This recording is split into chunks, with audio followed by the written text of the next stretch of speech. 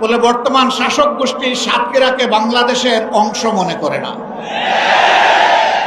সাতক্ষীরার উপর তারা জুলুম করেছে, সাতক্ষীরার জনগণের অধিকার দেয়নি।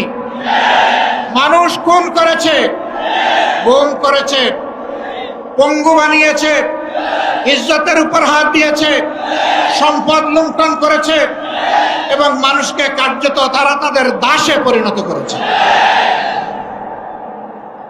কম বেশি এই চিত্র ছিল বাংলাদেশের। সবচেয়ে খারাপ অবস্থা ছিল সাতক্ষীরা। আমরা মহান আল্লাহর দরবারে দোয়া করি, শুধু আল্লাহর দ্বীনের পক্ষ নেওয়ার কারণে যদি এই জেলার এই অবস্থা হয়, আল্লাহ তুমি দুনিয়া এবং আখিরাতে এই জেলার মর্যাদা তুমি বাড়ায় দাও। প্রিয় সহকর্মী বৃন্দ, বাংলাদেশ জামাতে ইসলামী আল্লাহ এবং জনগণের কাছে প্রতিশ্রুতিবদ্ধ যে এই জমিনে আমরা ইনসাফ কায়েম করতে চাই, আমরা দুর্নীতিমুক্ত একটি বাংলাদেশ গড়তে চাই, আমরা সুষম উন্নয়ন মানুষকে উপহার দিতে চাই। আমার জেলায় প্রধানমন্ত্রী আছে, তাই সব কিছু এইদিকে জোয়ারের পানিতে চলে আসবে, এই বাংলাদেশ আমরা দেখতে চাই না। আমরা এমন একটি বাংলাদেশ দেখতে চাই, কেউ চাইলেও তার অধিকার পাবে, না চাইলেও তার অধিকার পাবে।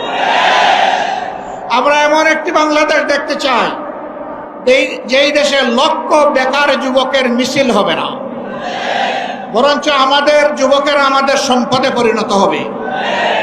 তাদের হাতে মূল্যহীন এক টুকরা সার্টিফিকেট ধরিয়ে দেওয়া হবে না, বরঞ্চ শিক্ষা সমাপনীর সাথে সাথে তাদের হাতে কাজ তুলে দেওয়া হবে।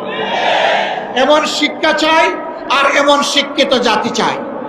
তবে এই শিক্ষা অবশ্যই নৈতিক এবং দুনিয়াবী বা জাগতিক শিক্ষার সমন্বয় হতে হবে। মানুষ যাতে মানুষ হয়, শিক্ষা নিয়ে মানুষ যাতে ডাকাত না হয়, আমরা সেই শিক্ষাটি চাই। আমরা এমন একটি দেশ চাই, যে দেশে আমাদের মা বোনেরা নিঃসংকোচে যেমন ঘরে সুরক্ষিত থাকবেন, কর্মস্থলেও সুরক্ষা পাবেন, রাস্তাঘাটেও সুরক্ষা পাবেন।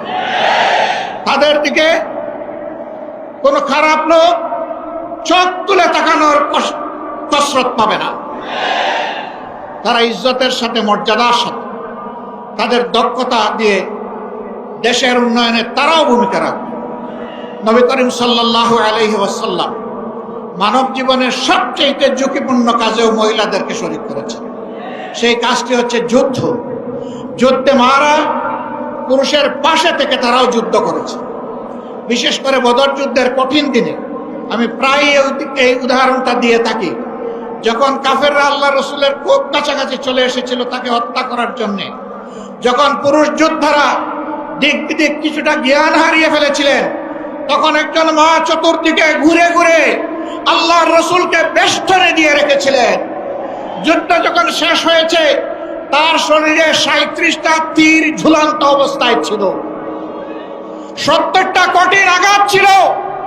রাসূল করিম সাল্লাল্লাহু আলাইহি ওয়াসাল্লাম বলেছেন, শত্রু যখন সামনের দিক থেকে এসেছে, তখন শত্রুর তীর আর আমার মাঝখানে ছিল আল্লাহর এই বান্দি।